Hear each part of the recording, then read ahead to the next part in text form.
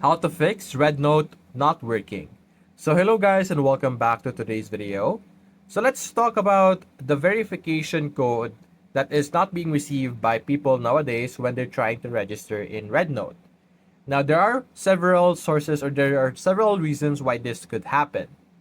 Now sometimes when you go and log in over here, the number that you're actually entering when you're creating a login or creating an account, you're using the wrong country code over here.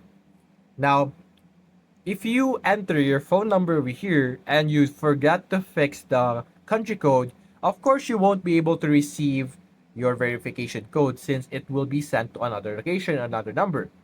Also, another mistake that people do is that they get lost with this list over here because if they use the letters over here as a guide, even if it's the letters of the country, let's say London, something like that, they still can't find their country code. So what I would recommend is that you just search up the internet what your country code is for your phone number and manually look for the number over here on the right side. You can see the number either way.